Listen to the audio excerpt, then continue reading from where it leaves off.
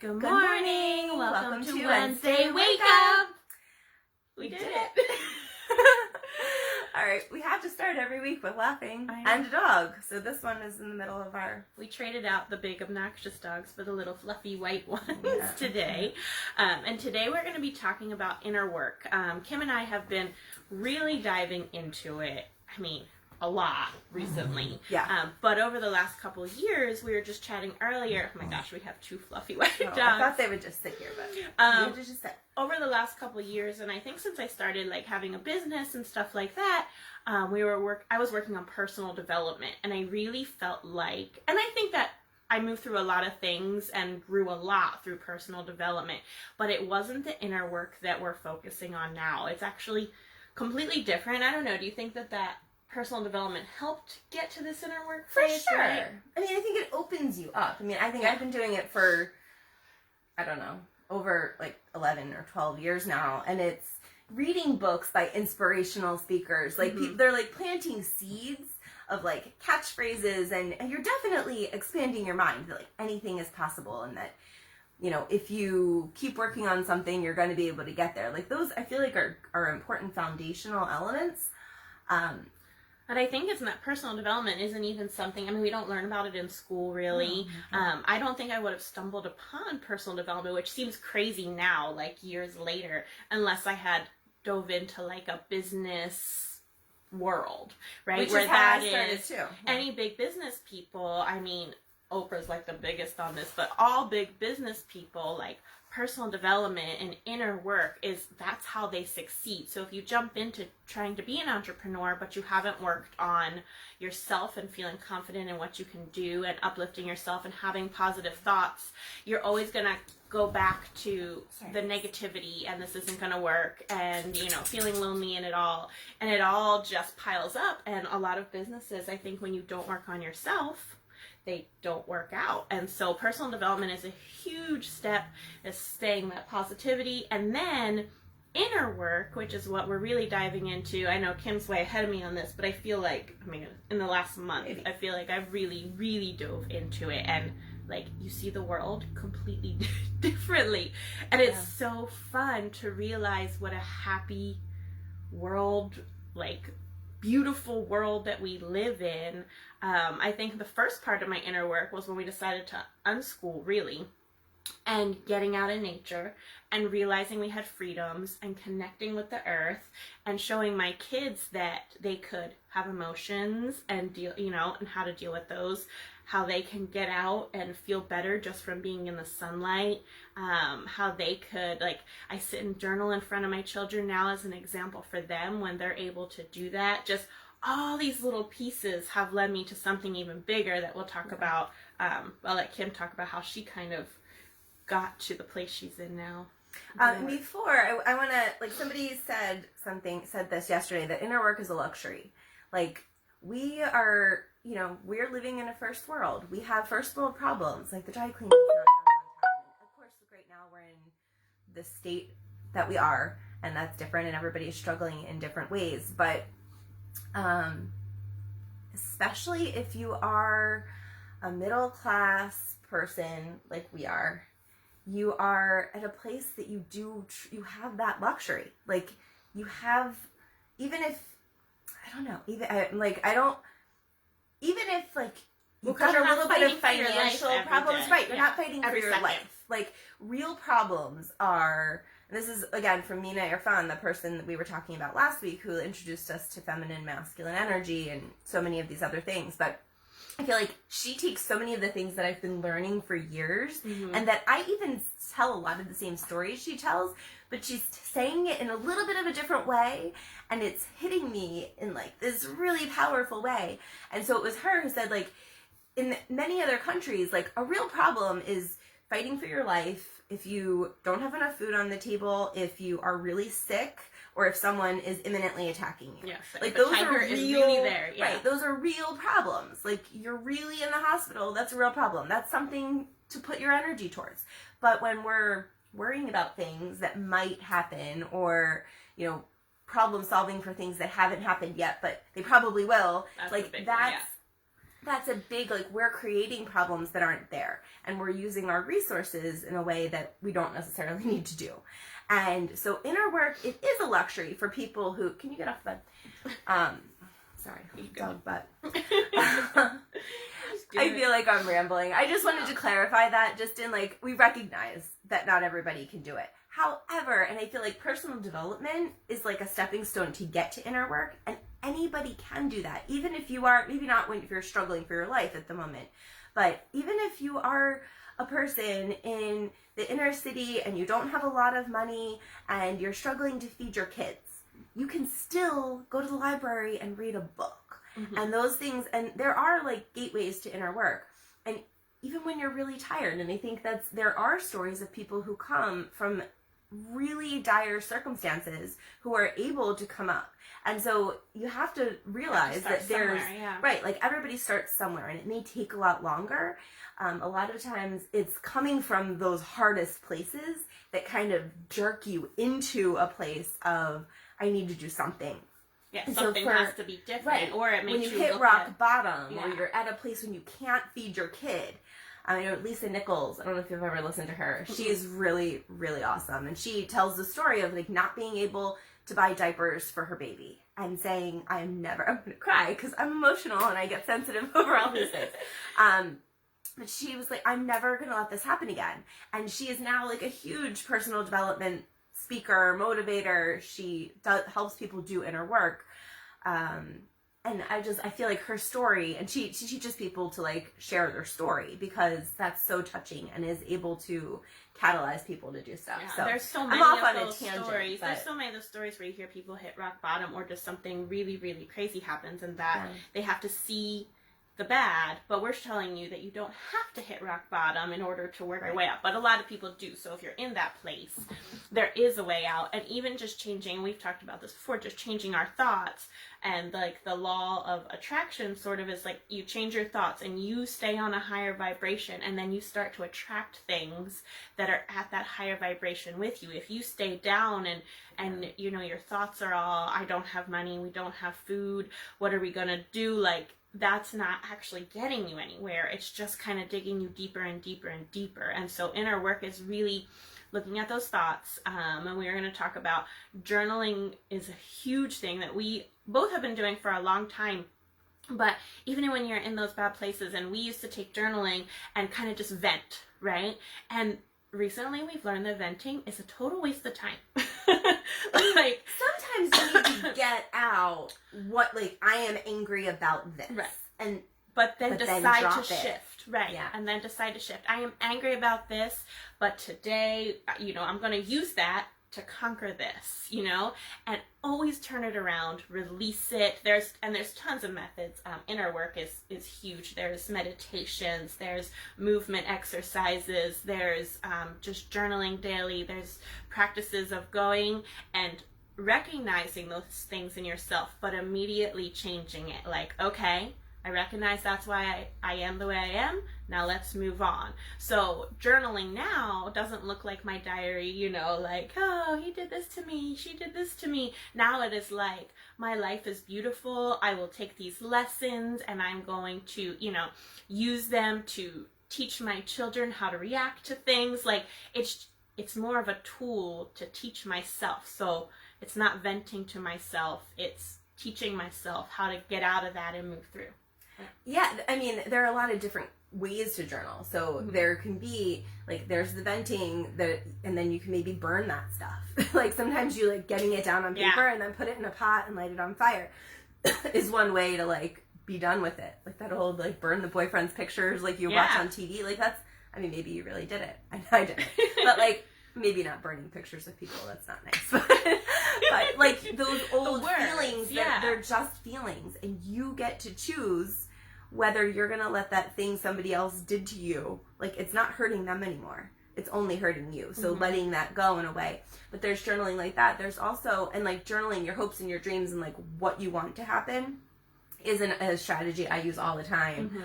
But then envisioning, like, I even took a group course at the beginning of the year, And I thought it was going to be like the same old kind of thing that I had always done, which was like writing out what I wanted to happen. And it kind of is, but it was like so much deeper because Sufi Chen is the person who I was taking that course with. She's got another one coming up that I'm super excited about because it's going to be amazing. Yeah.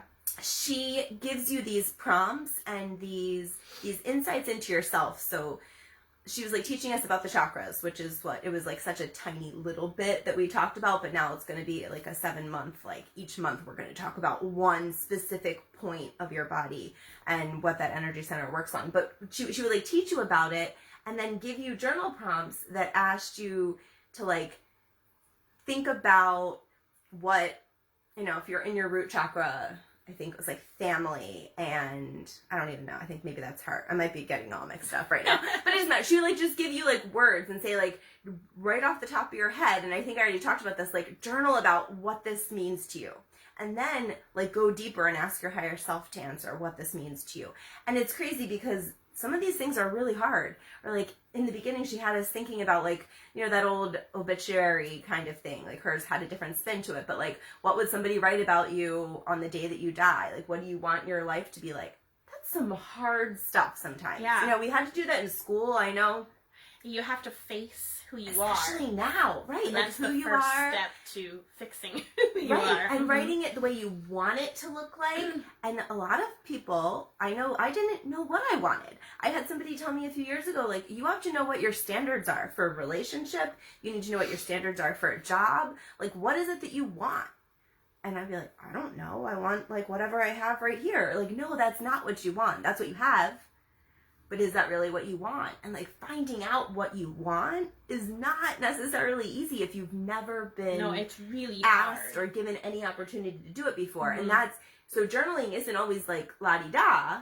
It's like sometimes it's like going really deep and crying. And like, I mean, that's what the inner work is like. There's usually some kind of release, whether you're laughing, whether you need to just shake, whether you need to punch some pillows, whether you need to just sob uncontrollably. And I know that sounds terrible and unappealing to some people, but that's why inner work isn't something that everybody does. It is hard work, but you have to like little by little get there, because once you do, like once you can write down like this is the story that happened when I was 6 years old. You don't think about that. Like once you're in that place and you do a little meditation and you have like a prompt that just jogs your memory, like why am I, you know, how do I feel about this thing? And all of a sudden you're back in a restaurant when you're 10 and you're like, this is what happened. And then I was so angry at this person. And then, but if you just keep doing it, you get to a resolution. Mm-hmm. And I was actually going to say, just keep those thoughts flowing. And you don't realize that,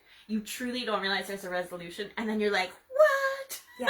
You're like, and it's like, oh, because my mom said this one phrase to me that triggered me. And I've carried that through my whole life.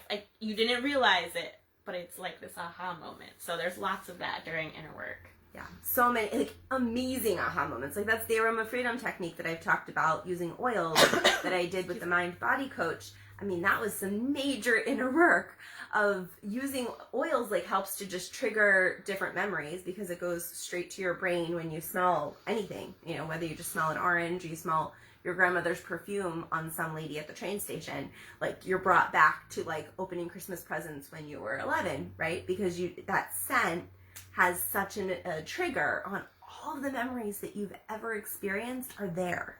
It's just how we access them. And so there were so many times that I would just smell a certain oil and be connected to a feeling that I was feeling right now about like not wanting to teach a class or not wanting to go somewhere or interact with somebody. And when you like connected with that particular feeling in your body with a scent, all of a sudden it like brings up all this old stuff that you had no idea had anything to do with your life anymore. Like, it's old, it's buried, I'm not even thinking about it. But you go through it, you process it just by like using the oils. You just keep smelling it and you just watch the situation in your head. You're just like watching myself sitting at a restaurant having this conversation. It stinks, everybody's unhappy, la la la la la, and then we get up and we leave the restaurant. The thing fades, or like something different happens, and then you open your eyes and like you're like, I feel so much better. Yeah, so much lighter. You feel lighter because you worked through it. And all of a sudden, there are things that, like, change. Like, really, it feels magic. Mm-hmm. Like, the next day, you're like, oh my gosh, I can, like, do this thing again. Or, like, food hasn't been so emotional for me anymore. Like, a little bit, but I'm making a choice. Where before, I identified as a binge eater. Like, I truly could not stop eating. There were so many times, like, I'd be in a happy mood and be like, I can just have a donut on the way home. And then I would go and get 6 donuts and eat all of them. And, of course, not tell anybody this, but this is, like, really important. I think it's really important for people to know, because that you can get through it. That's not your identity. You can fix yourself. That was just a year ago. You were not born that way. Right. I think that's I was just going to say. That's what I was going to say. That a lot of people, and me included, and I'm finally getting through this, we have a set way we believe we are in our head. And that's the way we just keep telling ourselves, like, I mean, that's silly things, like, I have fabric sensitivities, right? I'm moving past that. Like, but you think that's part of you, like, because you tell yourself that all the time. But then when you do the work and you're like, okay, where did this start from? And you journal about it. Okay, why? And, like, as a kid, did you do it for attention? Did you do it, like, all these different things? And you can literally work through anything that you've deemed you, because, I mean, is that really, do you want that to be you, to have different sensitivities? And I think we're both working on the overload, like the noise overload issue, which I know a lot of oversensitive, like being in a house. And I actually didn't have this issue until I had 3 kids and a husband. But, like, just being in a house and then there's lots of noise and I just shut down. But you have a choice to not be overwhelmed. And I didn't even realize that, like, last year or the year before. But when you do your inner work, you can just, you really can block it out, stay in your positive mood. You can join in on, they're having fun, you know, but I just always got, oh my gosh, this is too much for me. Nobody cares that I can't cook because I can't hear. And now it's just like, you could just join in. And it's, some of the things that you say that are you are holding you back from being your true you. And inner work can do that. And I think it's hard to just jump in and start somewhere. So finding somebody, there's a lot of free people on YouTube. You know, we love the women, Mina or Fawn. But there's lots of people. If you type into YouTube inner work, you have to find somebody that connects with you. But a good place to start, what do you think? Journaling? Definitely, finally finding writing prompts. I mean, and I feel like it's even becoming a thing.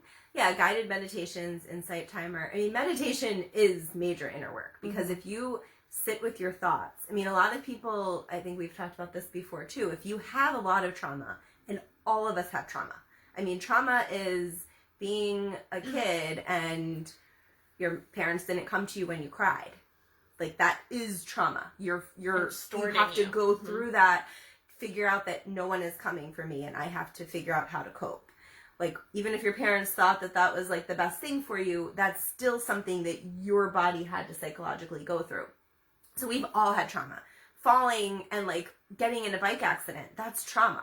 Like, no matter, it's physical trauma, but it's also, depending on how you handled it, like, that's still something that you're going to deal with. So there's everyday trauma, and then there's that major trauma of, like, major neglect and abuse. But no matter what, we all have stuff to deal with. And so finding different writing prompts, and it's really becoming a thing. It's awesome. I mean, so many people don't know about it yet, though, so that's why we're trying to speak out, because a lot of people just think you have to go through and you're just surviving in life, and you can thrive in life, not just survive. Exactly.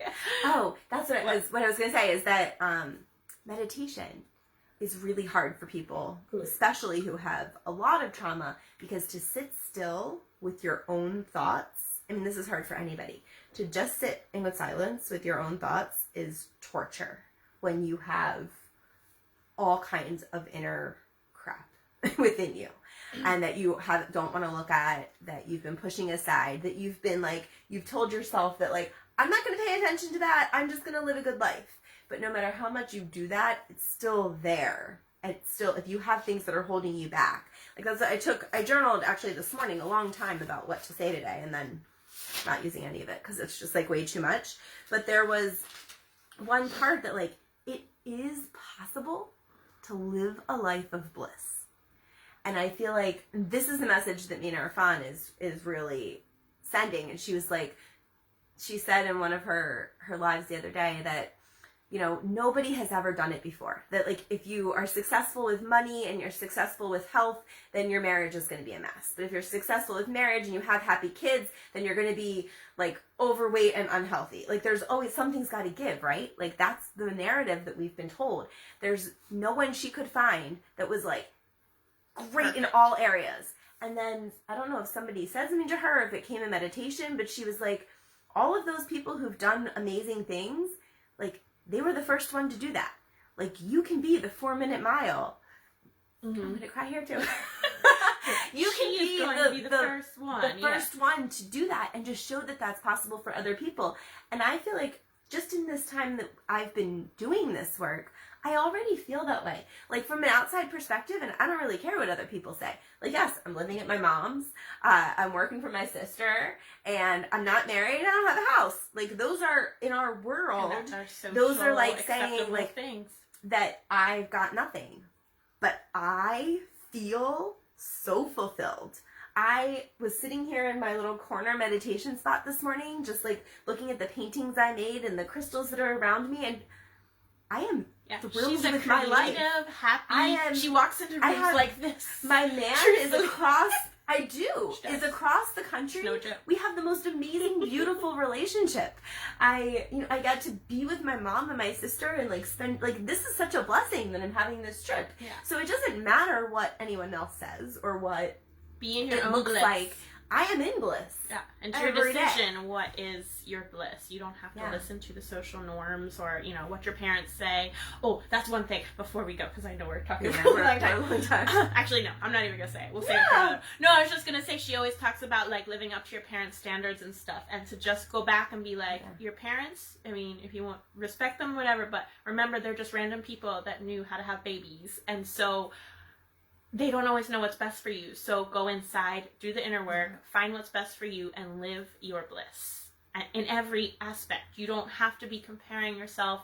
You don't have to. There's a lot of, like, mommy blogs and things like that that are like, this is a place to come and vent, and we all feel a mess sometimes. But what if we just chose to not feel a mess all the time? Like, I know we're going to have those feelings, but what if we started showing people that you can truly be happy as a mom and, you know, working and all these things? So, yeah. And having a place, like, having a safe space. Like, this part of the visioneering course that I took at the beginning with Sufi was that we have, like, a sisterhood where women come together to share their stories, but it's in a healing way. Yeah. Right? Like, it's not sometimes venting. There is, like, a moment, but it's not, like, just bitching, venting. It's like, this happened to me and I want to move through it. Do you have advice? Or can you, I don't want advice. Can you just hold space for me? Can you just listen and hug me through the interwebs? And then we do. And it feels magical.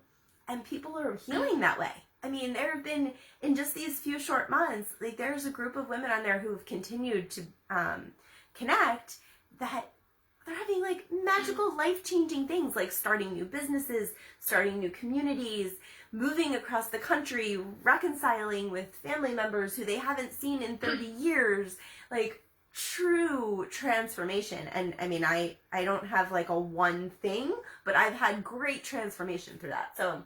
Yeah, and when you do your inner work, like, a lot of people focus on physical and outer work and not the inner work. But when you do the inner work, all the rest comes with it, and you truly get, like, everything.